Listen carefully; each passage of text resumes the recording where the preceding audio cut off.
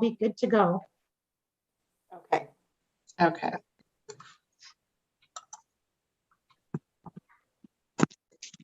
Hey, it's live, so you're good. Can you see the PowerPoint? Yes. Yes. Yeah. Perfect. Great, welcome. Thank you everybody for coming. I would like to start with the land acknowledgement. Welcome to the Council Compensation Review Committee. We acknowledge that this meeting is taking place on the traditional land of the Anishinaabe people. The Anishinaabe people include the Odawa, Ojibwe, and Potawatomi nations, collectively known as the Three Fires Confederacy. We are dedicated to honoring Indigenous history and culture and committed to moving forward in the spirit of reconciliation and respect with all First Nations, Métis, and Inuit people. Thank you. All right. So, Andrea, you can facilitate moving this forward, or do I have control of this?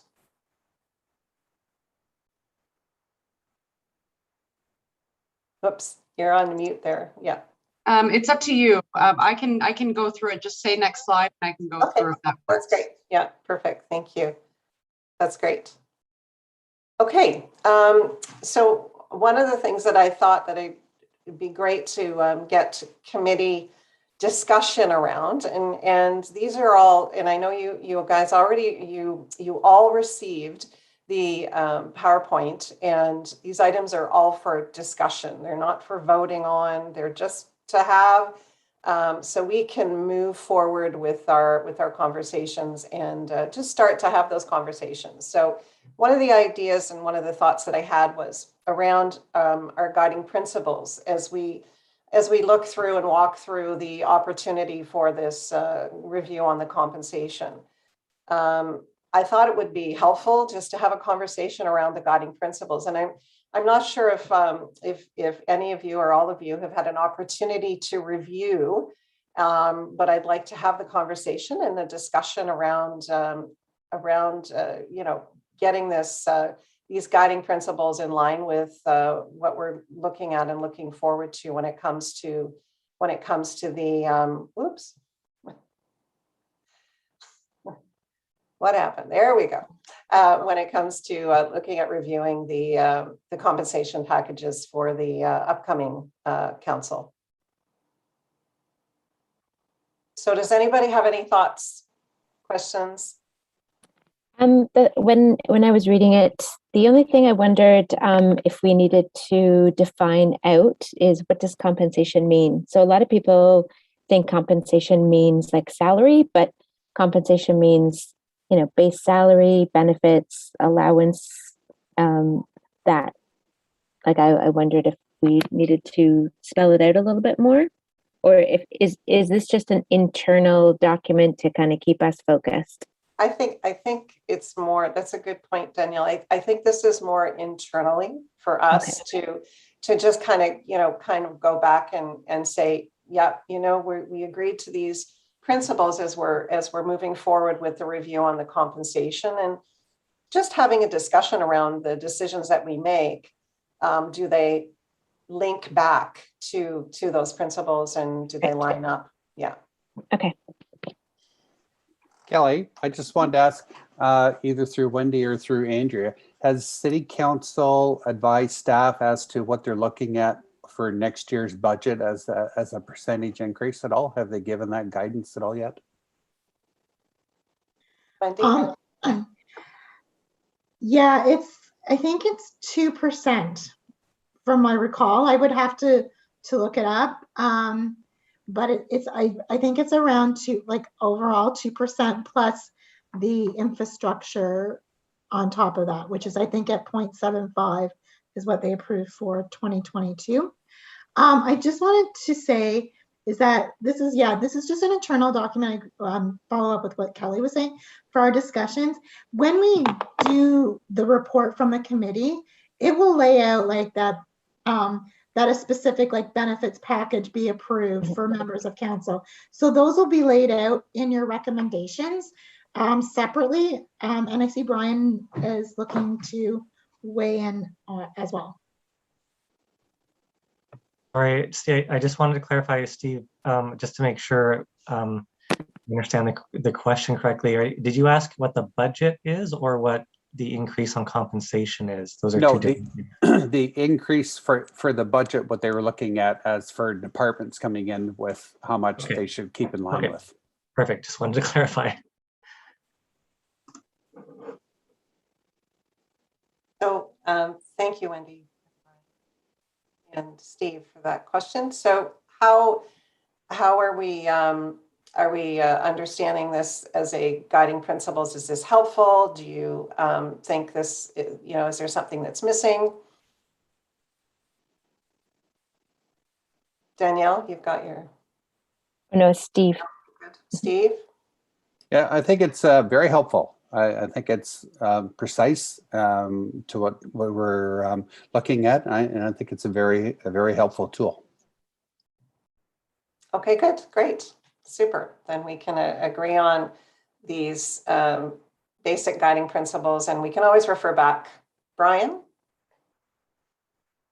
I'm not suggesting you should do this, but I don't know if you want something in there that like in the compensation for both the automobile allowance and the like the honorarium, it differentiates between what's considered a full-time and a part-time. Like the mayor's full-time and the councillors are part-time. And it differentiates between those two sort of scenarios or classifications. I don't know if that's something you want to include in the guiding principles or not. Just just a thought. Okay, I think, again, that's a good point. I think we all understand that we've got, one full-time position in the mayor and the rest of the staff are part-time. So unless somebody needs this specifically laid out in this guiding principles. Steve, did you have a point? No, I'm just going to take my hand down here. Sorry. Yeah. So I think it makes sense to move forward then to, thinking about these guiding principles and just keeping them in mind. Okay, good, great, thank you.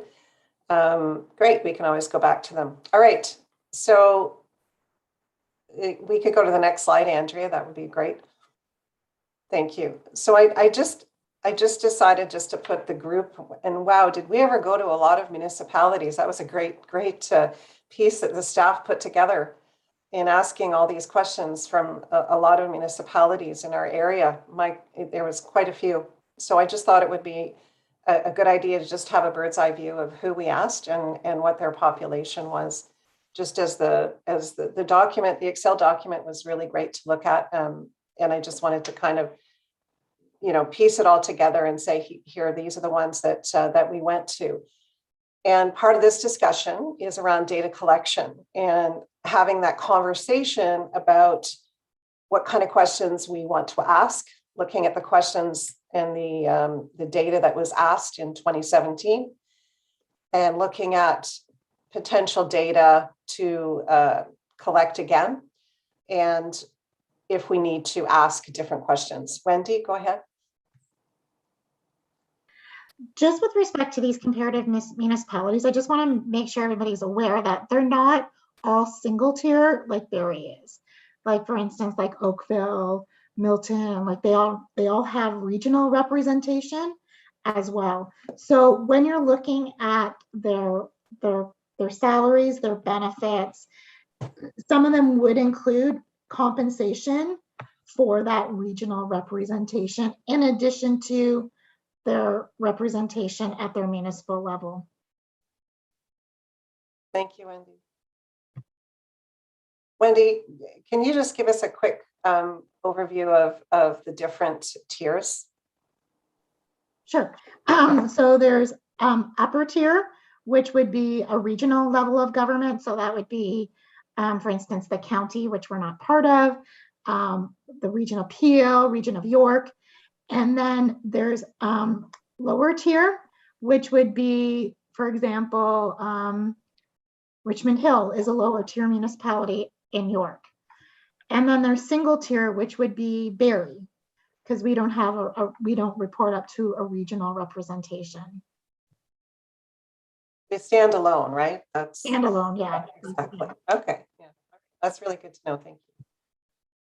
So, as Wendy said, some of these are single tier, upper tier, and on equal ground with us, being a single tier municipality and the different populations. So, when staff went and out to these organizations or these municipalities in 2017, we looked at different data gathering points. So, Andrea, could you put the next slide up, please?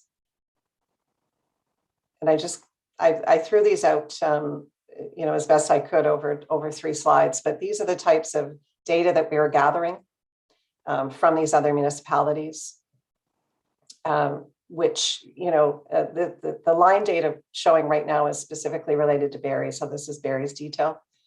And I just want to point out, we used to have a 1/3 tax-free of the salaries of municipal councils. That is no longer applicable. Is that correct, Wendy? I just wanted to check. Yes, that no longer applies. Brian might want to speak to that and give the committee a little bit clarification on how we're dealing with their salaries now. Yeah, so just when I can't remember which, like this was changed in the legislation that the 1/3 tax would no longer apply. And so the last compensation committee, and Steve will probably remember this, the last compensation took a look at that issue as part of their review and determined that when that happened, which was, I believe 2019 was like the start of that, the compensations would be adjusted such that the net take home would be the same. So we did calculations to determine what the pre 1/3 tax-free income, the net would be after, with that, and then we did a calculation for post and adjusted salaries upwards to so that the take home was exactly the same for the elected officials. Okay, thank you, Brian. So that column no longer applies, and we made the adjustment as deemed necessary. I had a question on this one, the column. Do we actually have the number of residents per ward? No, we can get that information, yes. We can either do it based on population per ward or electors per ward. Their expenses are based on, from I recall, are based on population per ward. We can certainly provide that information. It may not be 2021 data, but I think we have it from 2020 that we can get it. As well as just when you're looking at all these information, the committee, the last committee from Steve, and Steve can jump in too, they went and asked like everything known to man of the other municipalities. So for the benefit of this committee, like if you guys kind of go by your guiding principles, you may be able to narrow the scope of the questions that we present to the other municipalities when we do our information gathering. And that's just a thought. I mean, we can send all the questions again. It's up to the committee, but that might just be something that you guys want to think about as you're thinking about what you want us to ask the others, is to maybe, if you want to narrow that scope a little bit so that it focuses on the remuneration, the benefits, their expense policies, like, what they get mileage for and things like that. Because the last committee only was focused on, and their mandate was only focused on the compensation, the monetary compensation, not the benefits or anything, just the monetary compensation, and none of the policies. That's correct, Wendy. And did you find that the scope was too wide with the questions, so then it resulted in a poor response? When we, and Brian can jump in because I know he does a number of, if he wants to as well, because we both probably very frequently, or I have been recently frequently asking questions of my peers. And I think the narrower scopes of the questions provides more that people will respond. If they see like a whole laundry list of questions that are kind of like all over the map, sometimes they may respond to some of them, they may not respond to all of them. So I think having and that too, if you guys kind of determine the questions that you want to ask and keep them pointed, it will help in your decision-making process a little bit better. So if you kind of know, if you kind of go back to Kelly's suggestions for the guiding principles and base your questions kind of on that, and maybe we can add some with the benefits package and the expense policies as well. That might just be something for the committee to consider. Just to jump on that, generally the shorter, like the longer the survey, the more questions, the less likely the response we're going to get, and the more we have to hound them, and the longer the expectation is for them to actually respond, to respond to the questions. So, and that's the case if we send something else out, and that's the case if somebody sends something out to us. Just municipal staff tend to be quite busy folks. Steve? Yeah, Madam Chair, I was just kind of suggesting the last thing any other municipality wants is a call or a knock on the door from the Toronto Star saying, we're doing a story that, you know, the Barrie released this information to us and blah, blah, blah, even though it's public information. But the last thing they want to do is sit down with a reporter and have them to explain where all this, all the dollars and figures and cents came from, so. Yeah, I would tend to agree less is more, and then you get a little more precise data. So these were a lot of questions, a lot of data gathering points. I was yeah, that Excel spreadsheet was long. It was a lot of columns. And if I could just jump there, what the last committee looked at in particular, we were looking at coming up with an increase to tie the salary increases with the cost of living throughout the central Ontario, for example.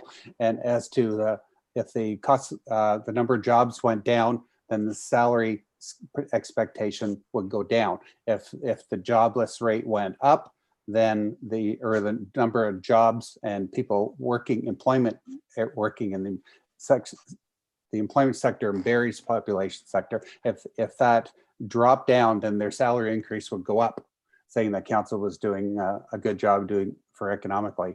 But that in the end didn't work out at all very well. Yeah, I saw that. I think council did not adopt that, as far as I know. No, they did not. Right. Brian? Sorry, just to provide some context on that, I believe if I recall the conversation at council, it was that the measures that were tied, like council doesn't have direct control over the economic situation, like to the degree that they felt it should affect their compensation. There's so many factors that affect the economy, and many of them they have no control over. And I believe that was the conversation. Right. Okay. All right.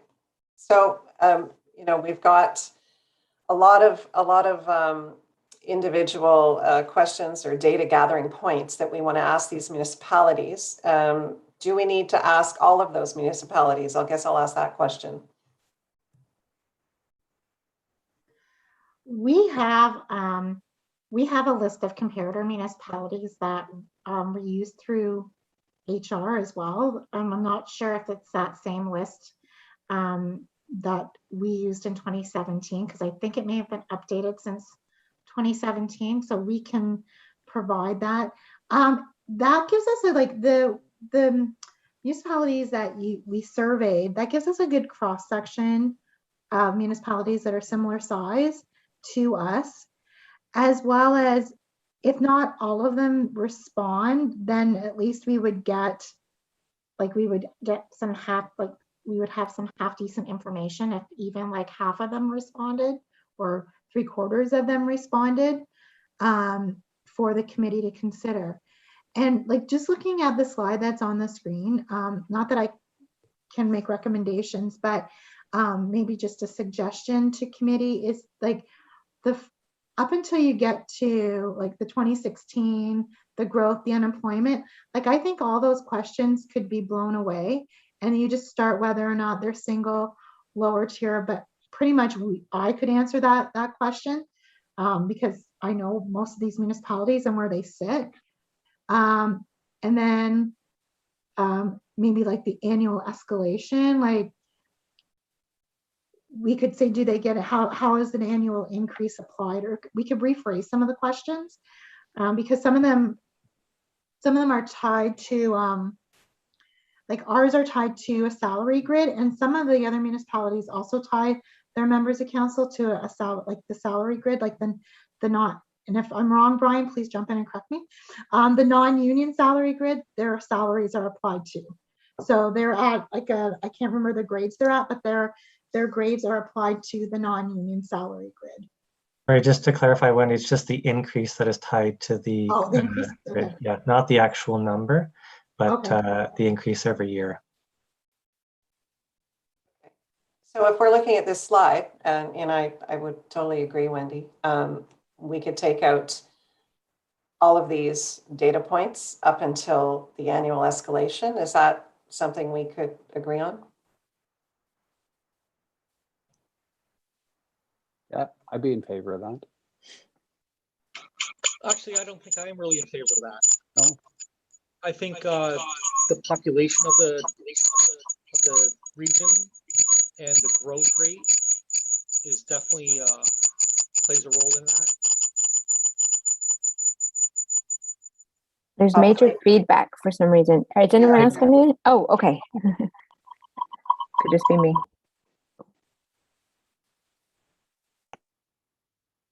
There's a lot of feedback, Chris, on yours, I think. I don't know if it's because you've got the dual things going on. Yeah. So you want to keep in population density? Sorry, I didn't quite hear.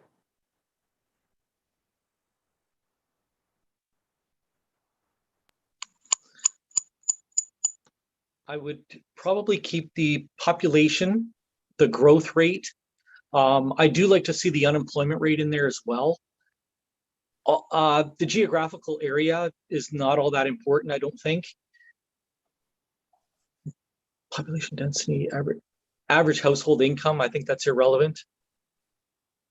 Number of counselors per area, I think that's relevant as well, because that correlates with how many counselors are there for, let's see, I'm looking right beside it, the population council members. So basically how many people each counselor represents. I think that is a good correlation when we look at other regions.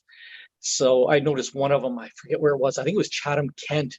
I was quite surprised. Chatham only had like 8,000 in their population per council. That's probably because they're a different tier, or they are or very widely spread out. That might be another reason in the geographical breakup for each councilor's area. So I think those could definitely tie into the figuring out of their compensation. As for the percentage growth, I like what Steve was saying earlier when it was asking about the oh darn it, what was it? It was tying their wage to the growth or the unemployment, that sort of stuff. I think it should be also a little bit performance based as well. So as we go down the rabbit hole a little bit further, probably seeing that if Barrie is booming, then did our counselors have a hand in it? Then they should be rewarded for that. But on the other side, the flip side of the coin is if it is declining and there's higher unemployment rate, then maybe they should not be getting bonuses, or maybe their compensation should be reflected for that as well. So just my 2 cents from the cheap seats. So thank you, Chris. Steve, I think you guys did this particular approach in the last your last review. Is that correct? Yes, that is correct. And the council of the day decided no, that's not where they wanted to go. So Of course, that makes sense. yeah, it was sort of a totally outside the box approach to it from the last committee, and just come up with what we're trying to do was come up with a made and buried concept, and that's where we were going with it. But it it didn't take off. So okay, so why don't we we'll keep that those statistics, those lines in. Wendy, if we could, the ones that Chris mentioned. Sure, no problem, of course. Okay. I had a question. I wrote down what is the past current adjustment from 2017 to present for the non-union staff increases? Do we have those numbers? I do. I don't have 2017, but I got 2018 till now. So do you want me to just throw them out there or in an email, or what would be helpful? Sure, email would be great, Brian, just to help us, if that's okay. Yep. They range from 1% recently, and then less recently they were up to like 1.8%. So anywhere between 1 and 1.8%. And do those get applied automatically to the counselors every year? They do, unless I think there is a clause in the compensation memo that was decided that if the counselors deem that they want to stop that or change that, they would have to have a separate motion to do that. But if no one brings it up, you know what I mean, then it just happens. It just is matched. It's just automatic. It's just automatic, yeah. Yeah. Okay. Sorry, Kelly, I'm just going to jump. Council has in the past, not this term of council, but council in the past has passed motions to not take in the percentage increase. So they've done that in the past. So is it a question that's asked, Wendy, before if Brian's saying it's automatically applied, is it a question that's come before council to approve it? No, no. Generally, they may. I think they did it when I first started, or shortly after I first started at the city, and they kind of did it during the budget discussions because that's when the motion is passed. Like it's part of the budget motion. The non-union salary increase is part of our business plan motion. So they're aware that that's in the motion. So that would be their opportunity to say yay or nay whether or not they would want that increase. Good. Great. So if we have that data, that would be great. And if it's just between 1 and 1.8% per year, as we know, the rate of inflation is now at 5%, which was just announced. Okay, can we go to the next slide, Andrew?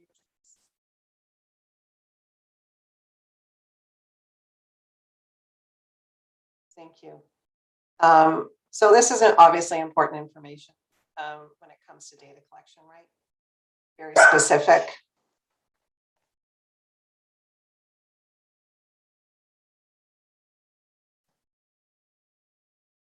So we would keep all of these data points in. Would everybody agree with that? Okay, great. Good, good. Next slide, please.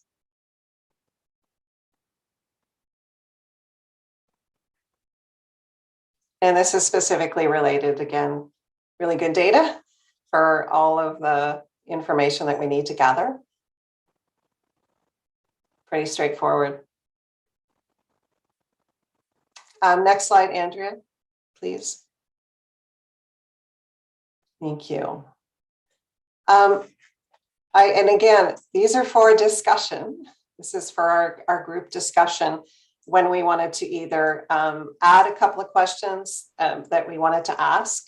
I had just written down here when we talk about compensation, and I was looking at this around boards and committees, and I think that was one of the reasons, Wendy, I was asking about the specific job description, roles and responsibilities.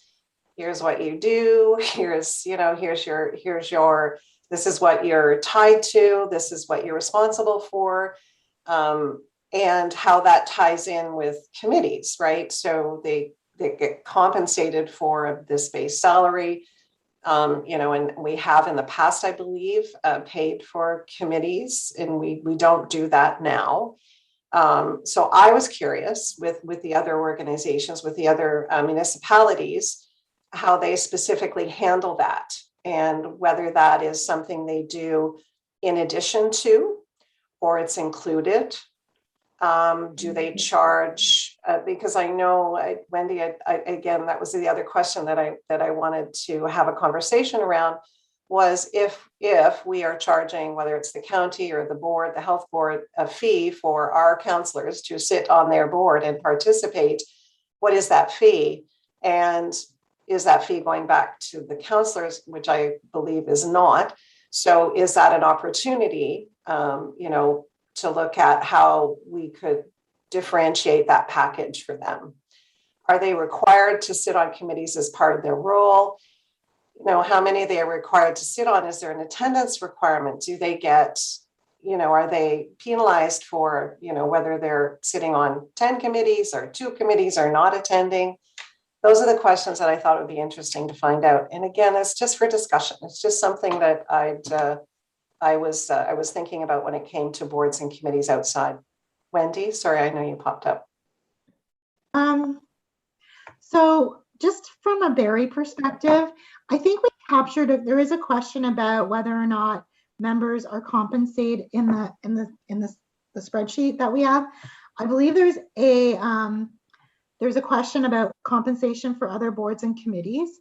So I think you've already captured that in those questions. We could just add to the question if the fee is paid, or is there a fee paid to the municipality? Because I can give an example for Barrie, is that for the Conservation Authority, for example, is that the compensation for the members of council is paid directly to the city of Barrie and not the member of council themselves. So they don't get any additional compensation for their participation on committees. Now, with the committees, they are required to sit on a city committee. So like the mayor, at the beginning of each term, the mayor and myself sit down and we go through like, okay, what committees are we keeping? What committees are we blowing off? Are we going to create some new committees, kind of thing? And then the mayor, and it's this way to introduce himself to, congratulate the other members that were elected, and kind of build, start building the relationships for the next term. He kind of contacts them to see what their interests are. So, for example, like Councillor Kungle has a very dedicated interest in the health industry, so to speak. So she, he's put her on the health unit, and kind of putting their expertise maybe to the committees so that when they participate on the committees, it's beneficial to themselves as well as members of the committee, because they may have some expertise to add. With respect to the number that they're required, we don't have a specific number that a member is required to sit on. They're expected to sit on a reference committee, and we try and make sure that they participate on at least 1 or 2 of the advisory boards. And then the external committees, we just kind of divide and conquer those.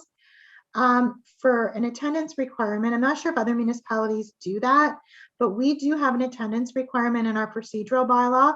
We just implemented it after the last election.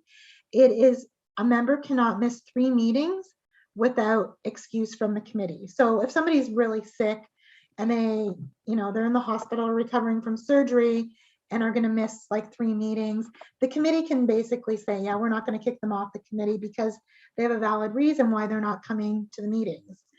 But it is 3 meetings, and then we contact the member and basically ask them, are they still interested in participating? Give them kind of one more sober second thought chance, and then we would probably remove them from the committee. We haven't had to do that this term yet, which is fantastic. And we provide a mandate for each of the committees that we have, like, so they have a terms of reference for, like, similar to this committee.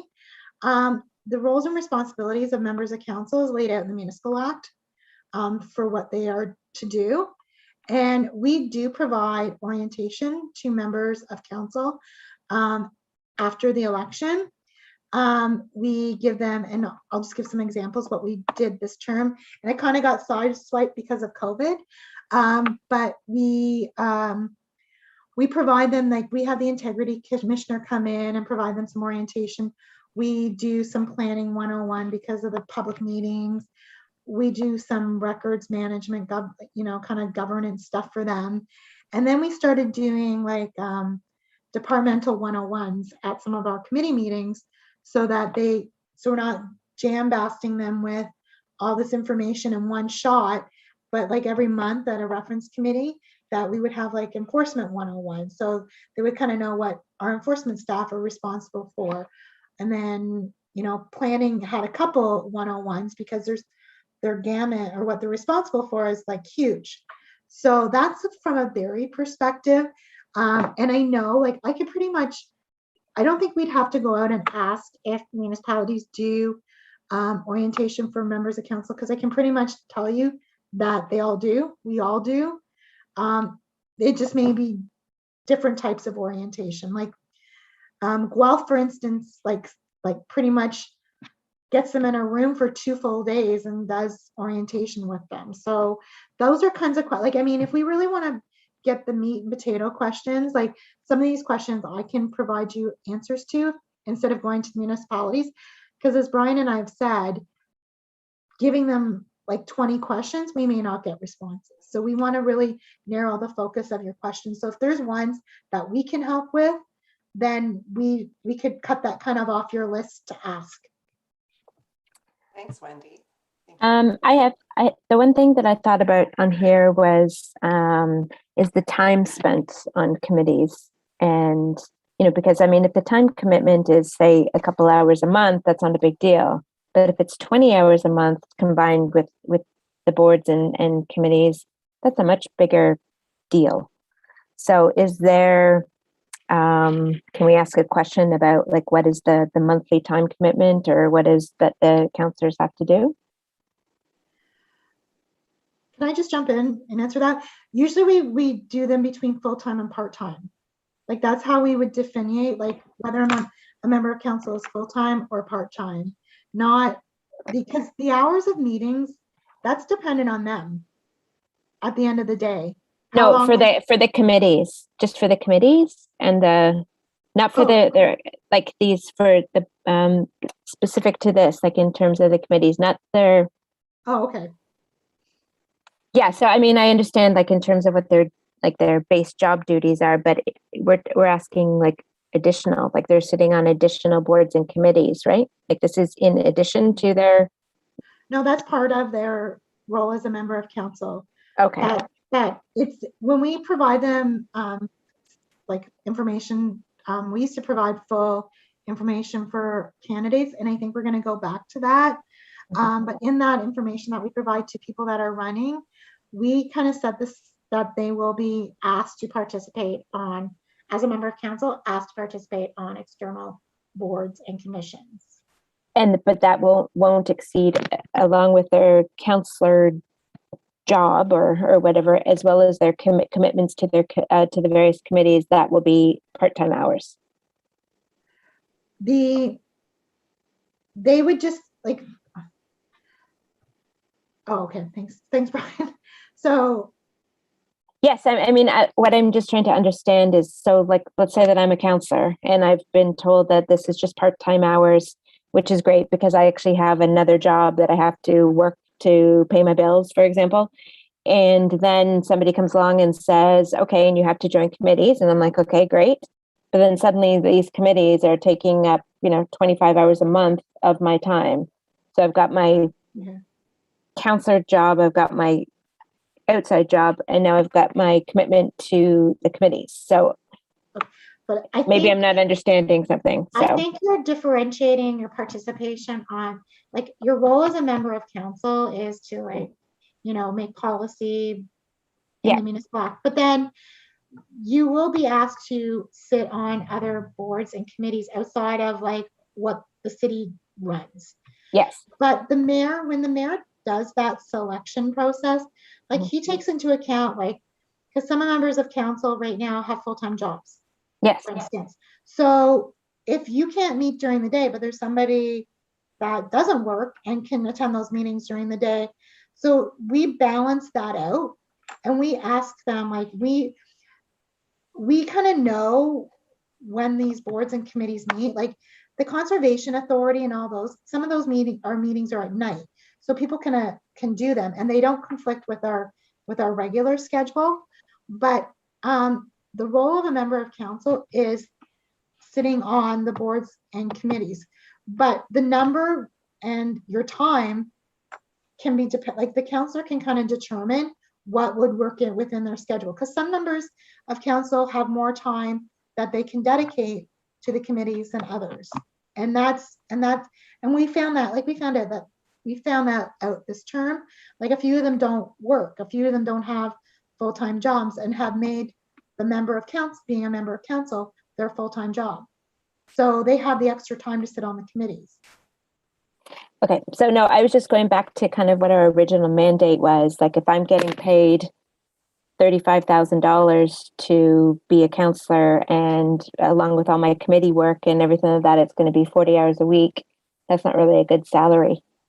But in terms of if it truly is part-time and committees are spread amongst it, I think I was just trying to understand that. Like, for example, all of us are here today. We're volunteer members of this committee and we're volunteering our time, and that's in addition to kind of our daily job. So, and that was my choice, which is totally fine, which is good. But I was just trying to understand, going back, if I'm a counselor and I'm adding up all the hours that I do being a counselor, plus sitting on committees, plus the work from committees, if that's equaling 45 hours a week and I'm getting paid a part-time salary, that's not going to allow me to work another job to say help support my bills and have kids, to have a life outside of everything. So that's all. Yeah. Thank you, Danielle. Those are really, really good points. Steve, you've had your hand up. Yeah, I was just gonna say, I don't think that there's a need now, given what Wendy has explained about the attendance requirement, to ask that question, because city, it's in, whether it be a policy or bylaw, already have it in. And I just want to just advise, I've been on the health unit board since 2016. Now, while it used to be a big problem with counselors attending the health board meetings, the current people, since this policy's been in place now, the current counselors that do attend are there like clockwork all the time. So the policy is working. So I don't know, and very well, because they don't miss a beat on any of the meetings stuff for the health board. So I don't think we really need that attendance requirement. Okay, Chris? So I think what I was trying to also gather was, what is the expectation of the counselor for hours per se per committee? So what was being spoken earlier was it's optional, but you have to still sit on 2 or 3 boards for sure, and then the hour commitment along with that. I think that's what it is. And has there ever been dissension amongst some of the counselors saying, well, I sit on 7 committees and Johnny Bananas over here sits on 2, and he puts in a lot more hours, or she does, and or they don't put in the hours and we do, and we're all getting the same compensation from a monetary perspective. So I think we have to maybe approach and see what the expectations of it are, and maybe use a different word like extracurricular activities, because it's sort of outside of their day-to-day job as a counselor. So maybe you could help us understand what the expectations are for hours on a monthly basis that they're going to have to put in of their time sitting on these committees and that. Sure, I understand that some of them might be working full time and some can only work during the day at these committees or in the evening of these committees or on the weekends. That's great, and that's discussed with the mayor, the sitting mayor at the time. But having from a counselor's perspective, what would be the expectations for hours? You know, as it was pointed out, if you're married, have kids, and you've got other obligations, full-time job, you know, is a part-time pay worth it for an extra 30 hours a month just because I have to sit on these other committees? That's all. I think that's maybe help you understand a little bit more of what the question was being asked. Thank you, Chris. I appreciate Danielle and Chris and Steve, your feedback and input here. I think it's important to have clarity. And you know, as Danielle was talking about, going back to our guiding principles about how we attract people to the role, to apply to be a counselor for our beautiful city. Are we managing those expectations for them? And do we provide clarity on roles and responsibilities? I understand what we do, you know, once people are on board, that's great. But I'm just wondering if there's enough clarity. And as Danielle did mention, you know, there are definitely people that can sit on more committees than others and wish to sit on more committees, but it's not really a requirement that I see, right? That it's not.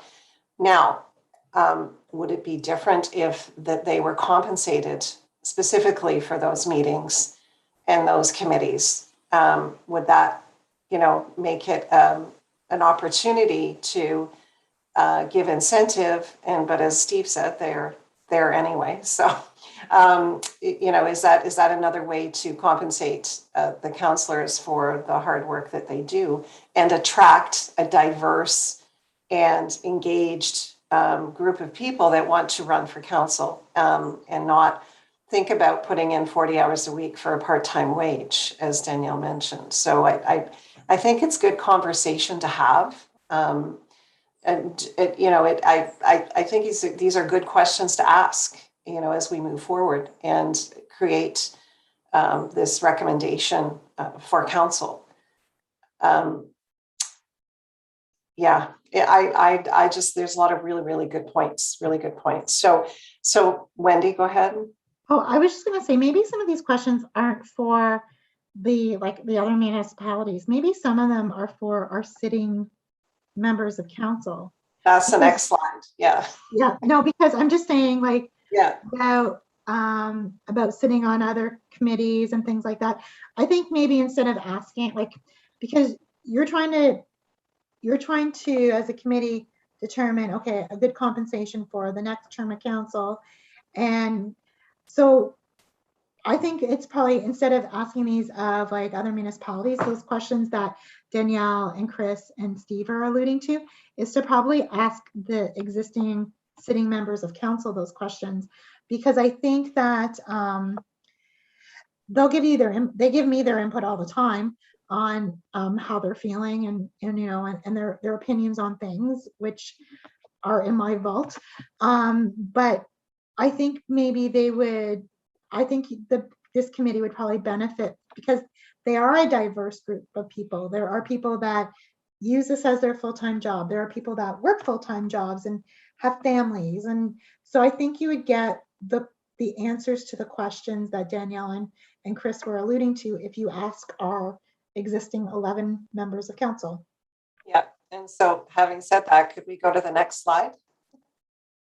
Here's some questions. These, you know, again, just for discussion when we reach out. And I'm not sure how we're going to be reaching out. Are we doing a survey monkey for the counselors, Wendy? Is that the idea? We would probably send it by email to individual members of council as opposed to a survey monkey, because then that way I can hound them to make sure they fill it out for you guys. so that we do get answers from all of them, because I think that's really important. Again, because of the diversity of, like, not that they're a diverse group, but they're diverse professions and whatnot. And I think that, like, Andrea can help coordinate getting this out to members of, like, a survey out to members of council. Okay, thank you. Just a question, have we ever asked these questions before of council, and do we have that data? I would have to look back to 2010, because we definitely did not ask these questions to them in 2017. We would probably have only asked them about their salary, because that was a specific mandate of the committee. And maybe we may have, I'll double check the answers that we may have got, and maybe the compensation about sitting on external committees, those would probably be the most recent answers we have. But I have to go back to see if we have any records from 2010, which was the last time that we updated the policies and whatnot. Okay, thank you. Danielle? Sorry, when reading this, I just wanted to, and this is just a question. So if I was a counselor and the question said, how many hours do you spend on your council work in a week? And then further down, it talks about city committees and board committees. Would it be clear to me, and I'm asking this as a question, would it be clear to me that council work would include committees and board work, or would they think that separate? So in terms of if we're going to ask them how much they spend on council work, how much they spend on each committee or board, if that's going to be a question, do you know what I mean? Like, would the first question also include committees and boards, and would they understand that it should or shouldn't actually include the additional committees and boards? Wendy? Oh, sorry. Maybe you want to do like an A, B or something to that question. Yeah, like kind of a breakout. Because they have their constituency work where they respond to the count, like their emails, and because I see them all over the weekend, that's when I see most of them looking at them, because I get asked a lot of questions over the weekend. But they, I think if you want to maybe put like constituency work, reviewing council and committee agendas, like, and maybe if you want to break it out like that might be helpful, because some of them may spend, like, I know they all work differently, so I know you're going to get a range of responses, but I think maybe breaking it out just so you're defining. And like, as I said before, the hours they spend on committee meetings is up to them, like for council, general committee, planning, because they're the ones that guide the conversation. They're the ones that ask the questions. So the length of time of meetings is up to them, not up like us to define. We can give them an average, but they've been meeting longer than average most recently. And I'm not sure if that's because we're on Zoom or just the topics of conversation. But I think breaking that out might be helpful for the committee to make some decisions. Steve? Thank you, Madam Chair. This is for Wendy or Brian. If a member of council goes on to run for office on like either AMO or the big city mayors of Ontario, are they compensated by those groups, or are they doing that on their own free time? I can jump in, Brian, because I know the answer to this one. So the mayor is chair of LUMCO, as an example. So he is compensated by AMO for their participation. And AMO also pays for like a part-time person to assist the mayor on those duties. So they are compensated separately from the city for things like that. So can I just want to jump in, AMO, I'm trying to define acronyms for those watching at home. AMO is Association of Municipalities of Ontario. Thank you, Wendy. And then there's FCM. I'm not sure if they compensate for boards and as well, but that's the Federation of Canadian Municipalities. And Mayor Lehman has also sat on one of their boards as well. But that is above and beyond their role on council. And if they have any expenses related to their role at FCM, that FCM is the one that would compensate them. Just to follow up to Steve's question, is that just related to the mayor, or does that apply to the council as well that would be on any of those? Well, if a member of council is to be appointed to FCM or AMO, the mayor is automatically part of the large urban mayors caucus because it's defined as the mayor, but the mayors, but if, for instance, a member of council wanted to sit and like run for, like AMO has some, like for their board, they have elections for their board. So if a member of council wanted to run for one of the spots on the AMO board, they would need a motion of council to support that nomination. And same with Jeff, like when he was on, sorry, Mayor Lehman, when Mayor Lehman was on the wanted to be on the FCM board, we needed a motion of council to appoint him. He's just like, Lumpco's a little bit different because again, it's defined as the mayor's, but if a member of council wants to run for a board or nominate themselves for any of the external boards, like on FCM or AMO, they need support of council to do that. And then if FCM or AMO wouldn't pay any expenses, that would be part of a specific council motion related to a nomination. Are there any existing council members that sit on any of those, Wendy? Not at this time. Thank you. Thank you. How does the group feel about the questions, the data that we can gather from the council? Brian? Thank you. Yes, I just wanted to note that at last meeting we, or you as a committee chatted about adding some questions around their satisfaction with the benefits plan and what they might like to, whether it's works for them, whether they might like to see something different or what have you. And I noted that doesn't seem to be any questions around that on this current slide. So, okay, thank you. Yeah, those are good questions to ask. Does anybody have specific framing for the questions around benefits? Steve? I was just going to say, could we add it into that last sentence? If you could change or add anything to help you do your job better, or added something in there, would you like to see any changes to the benefit plan? Okay, Danielle? I mean, I looked at the loss ratio, and it seems that your dental benefits are very well used and your health benefits are not as used. There can be lots of reasons for that, and like I had some questions about the benefits, but I didn't know that we were talking about them today. Are we combining the benefits and compensation? Oh, sorry, the benefits and salary. Sorry. That's okay. Mm. We could add the questions around benefits here and kind of finalize the questions that we're going to be asking in the survey if we're comfortable with these questions, or is there some that we're missing? And then we can certainly, what time are we till, Wendy? 3:30, did you say?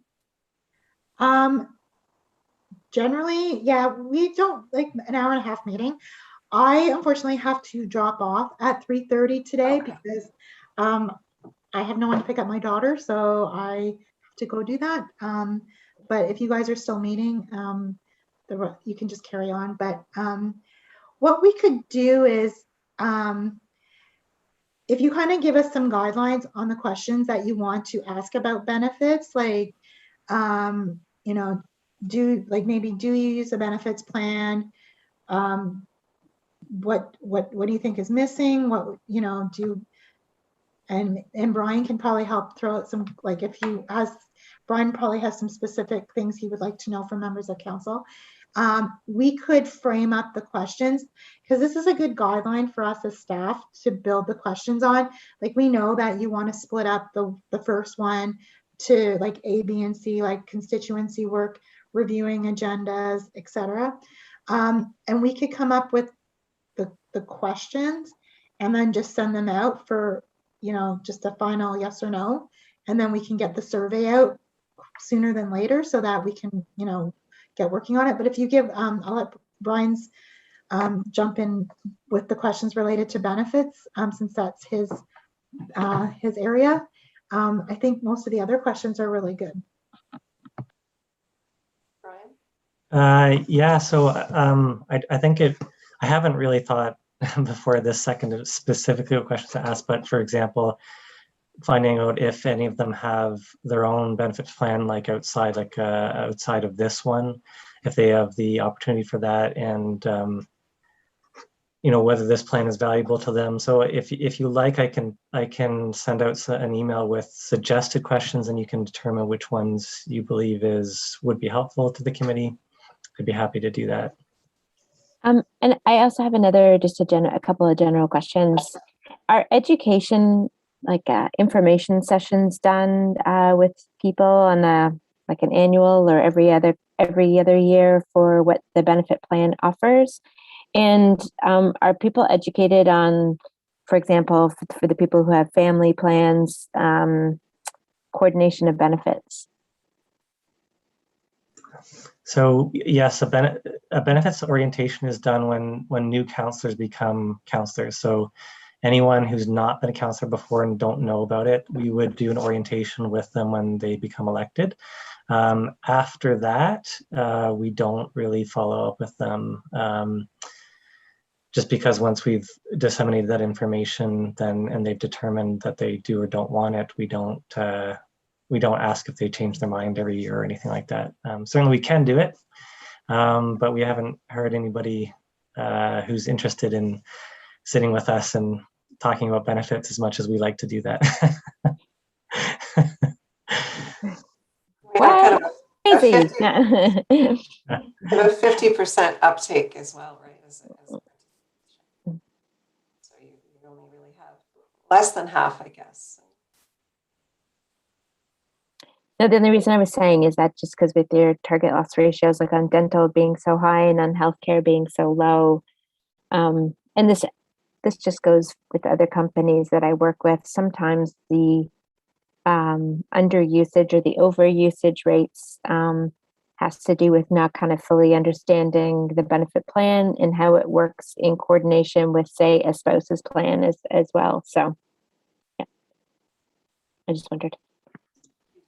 Yeah, there's some good questions. I think that the loss ratio has a lot to do, in part with the fact that the benefits plan hasn't changed, like I mentioned, but the premiums are tied to our non-union premiums.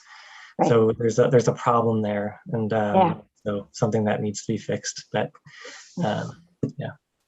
So Brian, I noticed that question you had in the email about the benefit increases and the cost increase tied to the non-union. The non-union stayed steady, and the cost for the counselors has gone up. Have you asked directly to, and what was the response from your benefit provider? Sorry, I missed the question at the end. Have you asked your benefit provider why that is happening? I guess if you've got increases of cost for the counselors and not so much for the non-union, but they're kind of aligned. What is the answer that the benefit provider is providing as to why these are going up? So Kelly, it's not really so much about what the benefit provider would say. We have a benefit provider. We have a consultant, that determines, like, using a formula of and some of you would know this, some of you on the committee would know that, there's trend factors based on the benefits industry. It takes usage into account and trend factors to determine what the increase of the benefits premiums will be, so that we can cover the costs. But because the council group is so tiny, they would not be like there would not be an analysis done on that small of a group because it's not really a valid or reliable analysis because of the low number of people. So the general trend that gets applied to all the benefits would be applied to the council members. Now, those plans, again, they evolve with negotiation and things like that, whereas the council one has remained static because there's no mechanism for it to increase. It's never been really reviewed by a committee, it's not tied to any other plan.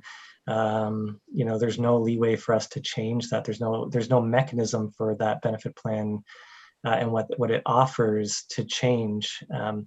I could go in and I could, on an individual basis, make a recommendation in terms of what I think the increase should be for the council group based on usage and just based on my experience. But again, I've never been given the authority or mechanism to do that. So it's just the system and the way the way the things are going is just a continuation as to the way all things have always been, right? So there's a number of solutions to this problem, but because no one's ever reviewed it and it's never gotten on the agenda of the Council Compensation Review Committee, it's never been able to be changed. So that's how I would answer that.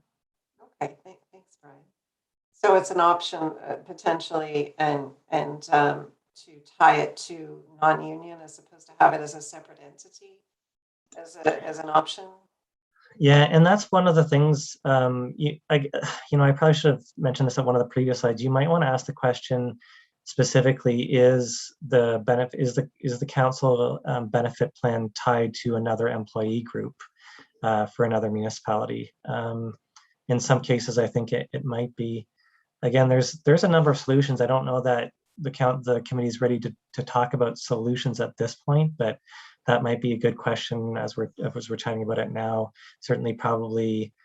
I know I used to work for Lanark County out near Ottawa, and it was tied to one of the employee groups.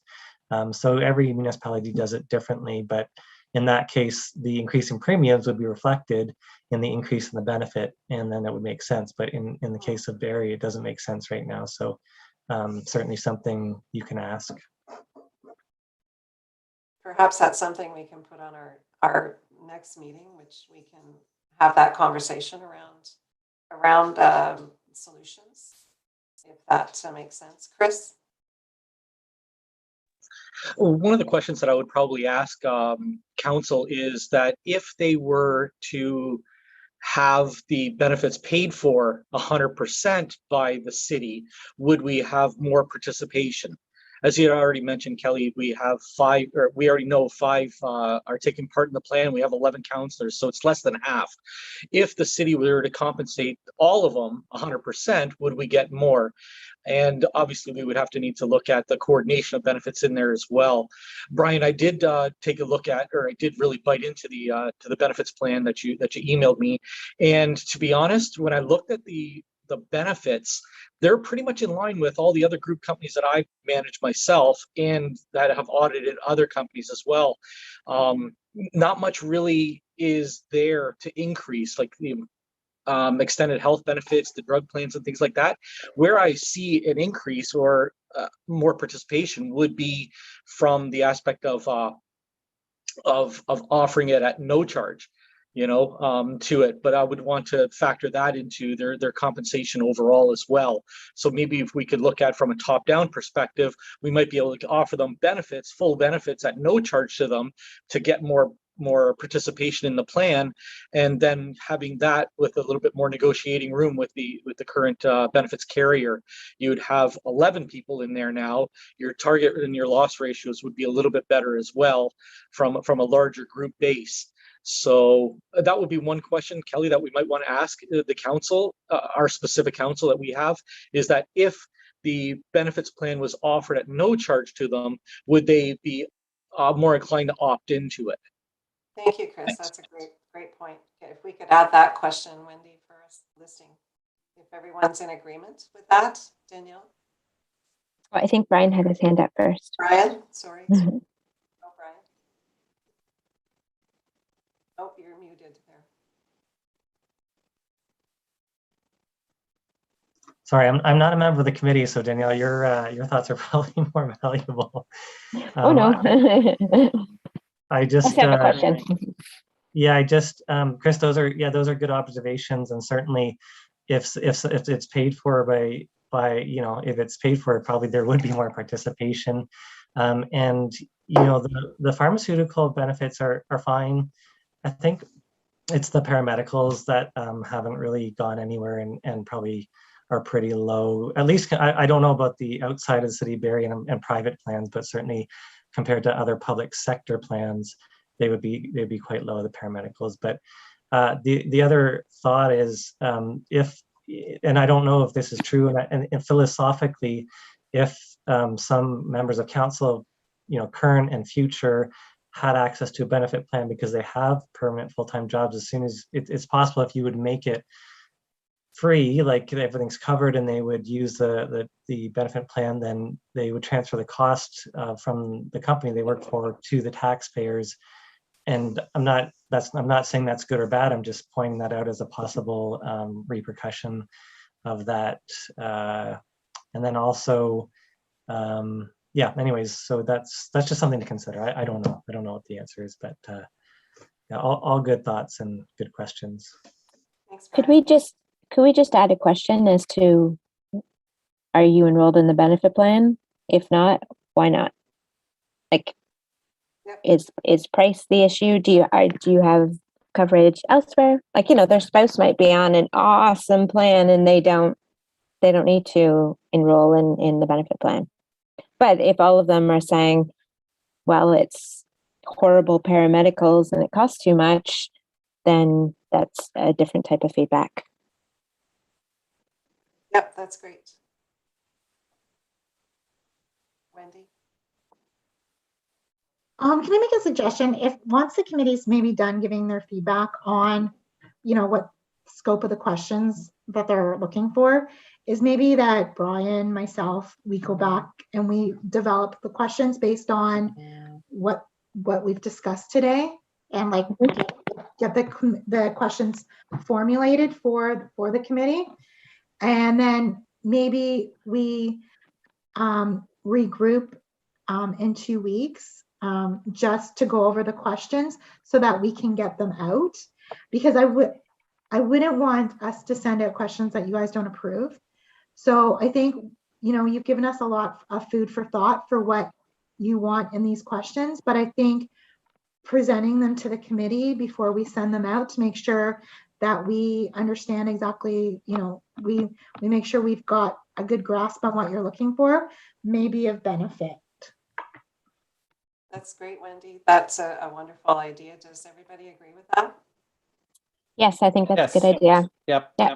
And I mean, only Wendy and Brian, if you have them all ready to go a little bit in advance, you can email it to us. We can review it and then come prepared to talk about our feedback or whatever. That's great. So, Wendy, if we get that in 2 weeks, what date would that be? So if everyone's free, 2 weeks Friday, actually, if we could do Thursday, I'm going to be out of the office on the Friday, attending a funeral on the 15th. So I don't know if everybody's available. And I mean, for the 14th, I mean, the meeting, if we have the questions like really narrowed down, we might only need like a half an hour just to go over them. So we'll reach out to the committee and get everyone's availability on the 14th. Okay. And then we'll schedule a meeting. Perfect. That sounds great. Yeah. That sounds great. Okay. Perfect. So for our next scheduled meeting, how do we feel today? Steve, you've got your... Today, I'm open. Any pretty good, whatever everybody else wants to agree to. I'm fairly well open. So, the other thing I just wanted to point out was for the tips that everybody's and advice everybody's put into today, I think it's a great idea if we do recommend in the end of 100% coverage for the benefits, because in the end that puts more money back into the pockets of the counselors that are working, so they'll be able to save more money instead of paying out for their benefits each year too. So that's a bonus for them as well. It's a really interesting option. Danielle? In terms of that, the only caveat I will say, because I think that would be awesome too, is that, and this is Brian will have to speak to this probably, he's the expert, but there have been massive increases to health benefit plans over the last few years, especially depending on usage. If you get large claims, I mean, I know there's usually the large claim pool, but that's a much harder cost control, like in terms of, you may face double-digit increases on your benefit plan every single year. And is that something that the city can swallow? And I forget what my other question was. I'll be quiet. It's a great comment. Certainly the industry and some of you, I mean, you're all very, very intelligent. You've got great experience in HR and benefits, some of you. So, the industry, where it's going, particularly with pharmaceuticals and what's called biologic drugs and specialty drugs, certainly there is a projected increase into the future. Over the last 4 or 5 years, we haven't seen a huge increase. Partly it's because over the last year, nobody went to see anybody during COVID. So all of a sudden, actually, our costs were static. So we've had small increases, before COVID, and then COVID, no increase. But we certainly are projected. That's not projected to be the case for the future, given where the pharmaceutical industry is going.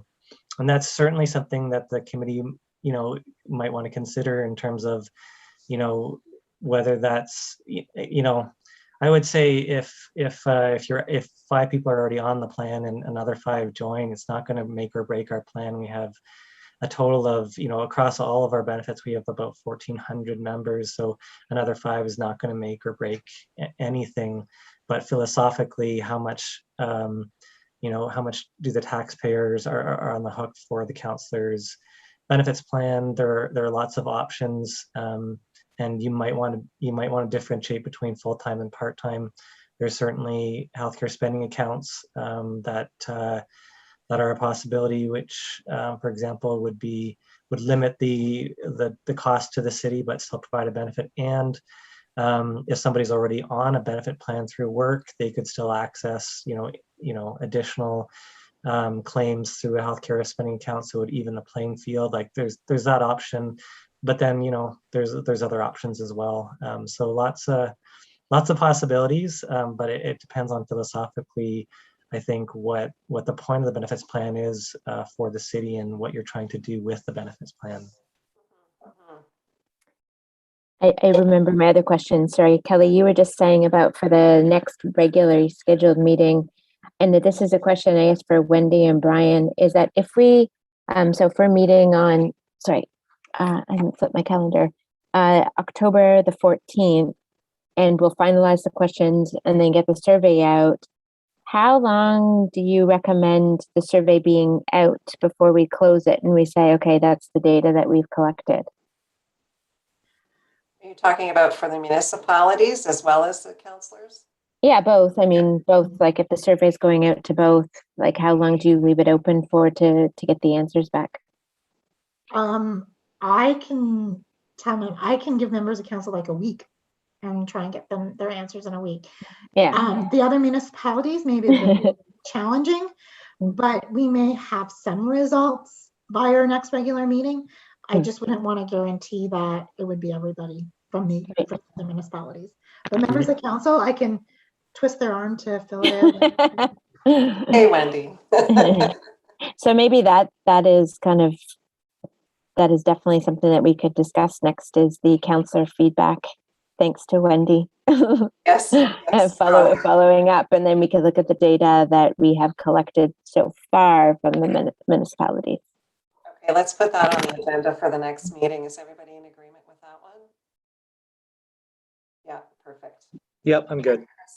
Yeah, good. That's great. Okay. Does anybody have anything else that they want to discuss right now? I think we're pretty good. I think we made a lot of headway today. Wendy, I know you're going to go back and Brian define all our little points and questions and specific criteria for collecting that data. And just maybe let us know what that's going to look like. And when we meet on the 14th, we can have those conversations to make sure that everything we've talked about is covered and that we're getting all the data that we need to make a really informed decision and recommendation and have a good discussion around all of these very important items. Terrific. Okay. Having said that, so can I get a motion for adjournment? Sure, Steve. Thank you, Steve. Second that. Thanks, Chris. Great. Okay, super. All right, everybody, have a fantastic weekend and enjoy. And we will we'll chat soon. Okay, thank you. Hi, everyone. Thank you very much. Bye. Have a good Thanks weekend. so much. Thanks, everybody.